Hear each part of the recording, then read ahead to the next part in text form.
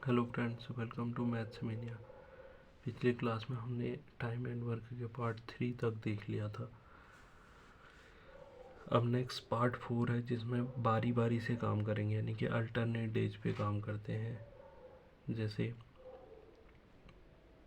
ए तथा बी किसी काम को क्रमशः 9 दिन और 15 दिनों में पूरा करते हैं। ए किसी काम को 9 दिन में करता है और बी उसी काम को 15 दिन में करता है। एट फर्स्ट इनका एलसीएम ले लेंगे, 9 और 15 का एलसीएम 45 आ जाएगा। इसको टोटल वर्क मान लेना है। फिर निकालना है कार्य क्षमता। 9 से भाग देंगे तो ए की कार्य क्षमता आएगी 9 पंजे 45, 5 वर्क पर डे ए करेगा। बी की कार्य क्षमता निकालेंगे, 15 से भाग देंगे, 15 तियाँ 45, 3 वर्क पर डे ए कर रहा है। अब देखो, पहले दिन ए ने काम किया, 5 वर्क किया। फिर देखो दिया है बारी बारी से काम करते हैं और काम ए शुरू करता है, तो काम कितने दिनों में पूरा होगा। देखो, ए ने स्टार्ट किया, 5 वर्क एक दिन में कर रहा है। फिर दूसरे दिन ए नहीं है, फिर केवल बी है। बी करता है 3 वर्क। टोटल 8 वर्क हो जाएगा 2 दिन में। अब हमारे पास टोटल वर्क है 45। इस 8 को देखो, 8 वर्क हो रहा है 2 दिन में। अभी हमको 45 बनाना है इसको, तो इधर हम 5 से इंटू कर देते हैं और इधर भी 5 से करेंगे, तो 8 पंजे 40 वर्क हो जाएगा 5 दूनी 10 दिन में। अब देखो, 10 दिन में 40 वर्क हो जाएगा, तो जो भी व्यक्ति काम स्टार्ट करेगा, पहले ए करेगा, फिर दूसरे दिन बी करेगा, तीसरे दिन फिर ए करेगा, चौथे दिन फिर बी करेगा। ऐसे ही देखो, फर्स्ट और थर्ड, फिर उसके बाद 5वें दिन कौन आएगा, ए आएगा। यानी कि हर ऑड डे पे ए आएगा, इवन डे पे बी आएगा। यानी कि 10वें दिन बी ने काम किया होगा, तो अब 11वें दिन जो बचा हुआ काम है, 5 काम, 5 वर्क और है, ये रिमेनिंग है 10 दिन के बाद।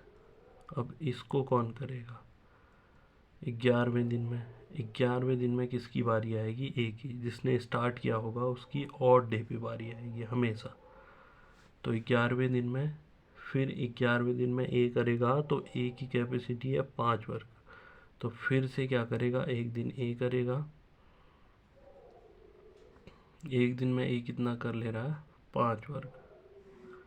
तो टोटल कितना हो जाएगा, 45 वर्क हो जाएगा। और डे 10 दिन दोनों अल्टरनेट डे पे जब काम कर रहे थे, फिर ए की बारी 11वें दिन आई, तो टोटल कितने दिन लगेंगे, 11वें दिन। तो कौन सा आंसर हो जाएगा, आंसर बी। अब इसमें 2 तरह से क्वेश्चन पूछा जाता है। एक तो ए कितने दिन में पूरा करेगा या बी कितने दिन में करेगा, और दूसरा पूछा जाता है अंतिम बारी किसकी होगी। तो उसके लिए ध्यान रखना है, जो स्टार्ट करता है वो ऑड डे पे आएगा, और जो दूसरे दिन काम करता है फिर वो चौथे पे आएगा, फिर 5वें पे आए, सॉरी, फिर 6ठे पे आएगा। इवन डेज पे बी आएगा। एक और क्वेश्चन देखते हैं सेम। ए किसी काम को दिया है, ए बी सी किसी काम को क्रमशः 20, 30 और 60 दिन में करते हैं। ए किसी काम को 20 दिन में करता है, बी उसी काम को 30 दिन में करता है, सी उसी काम को 60 ही दिन में करता है। तीनों का एलसीएम ले लेंगे, 60 ही आ जाएगा। इसको टोटल वर्क मान लेना है। ये स्टेप तो सब जगह कॉमन है, सारे क्वेश्चन में यूज हो रहा है। 20 तियाँ 60 ही, 3 वर्क पर डे ए करेगा। 30 दूनी 60 ही, 2 वर्क पर डे बी करेगा। 1 वर्क पर डे सी करेगा। अब उसके बाद कंडीशन ध्यान से पढ़ना है कि शुरू कौन कर रहा है। ए कितने दिनों में काम खत्म करेगा यदि बी और सी प्रत्येक तीसरे दिन उसकी सहायता करें। इसको ध्यान से पढ़ना है। देखो फर्स्ट इसका साइकिल समझना है, फिर सेकंड और फिर थर्ड। ए कितने दिनों में ख़त्म करेगा यदि बी और सी तीसरे दिन उसकी सहायता कर रहे हैं। देखो फर्स्ट डे ए ने किया 3 वर्क कर लिया, सेकंड डे भी ए नहीं किया तो 3 वर्क फिर कर लिया, और थर्ड डे पे क्या हो रहा है, बी और सी भी आ रहे हैं तो तीनों काम करेंगे। 3 काम ए करेगा, 2 काम बी करेगा और 1 काम सी करेगा। 3 2 5 और 1 6, तो तीसरे दिन जो होगा वो 6 वर्क होगा। अब ये साइकिल बन रहा है 3 दिन का, 3 दिन का एक साइकिल। 3 और 3 6, 6 और 6 12, 12 वर्क हो रहा है या 12 काम हो रहा है कितने दिन में, 3 दिन में। बस अब इस बार को हमने बनाना है 60 ही, क्योंकि टोटल वर्क है 60 ही। तो इधर कर देंगे 5 से गुणा और इधर कर देंगे 5 से गुणा, तो 12 पंजे 60 ही वर्क और 15 5 तियाँ 15 दिन।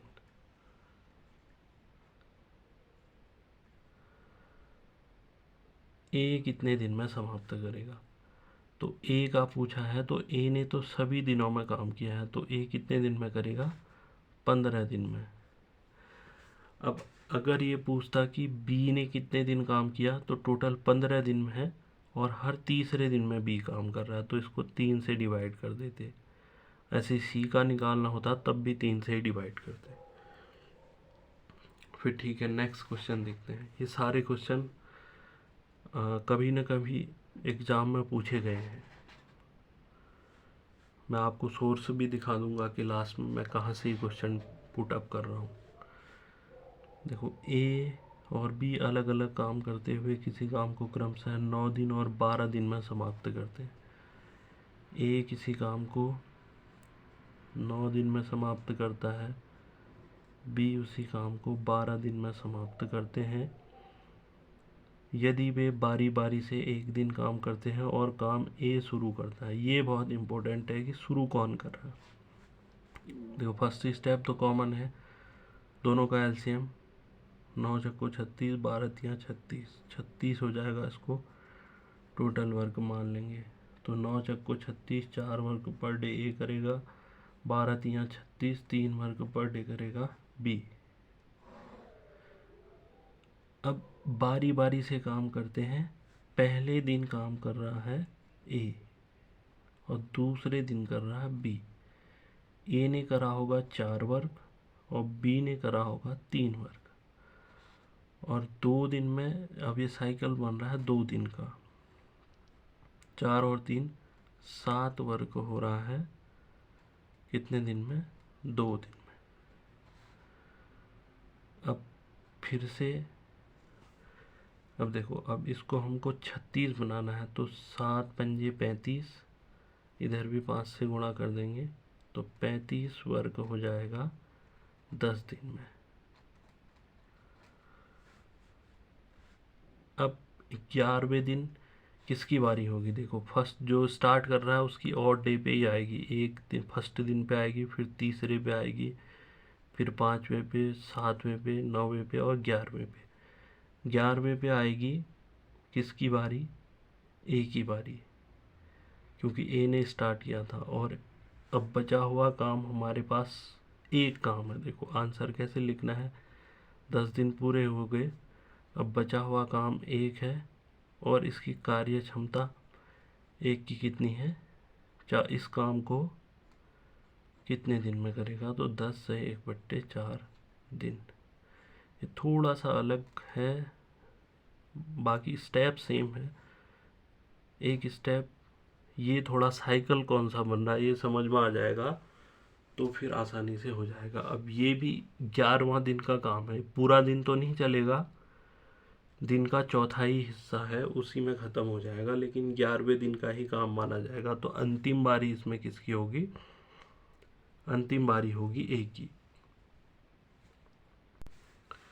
ठीक है, तो जब भी इस तरह के क्वेश्चन आएंगे बारी बारी से काम करने वाले, इसमें सबसे पहले आपको देखना है कि काम स्टार्ट कौन कर रहा है और उसके बाद साइकिल कितने दिन का बन रहा है।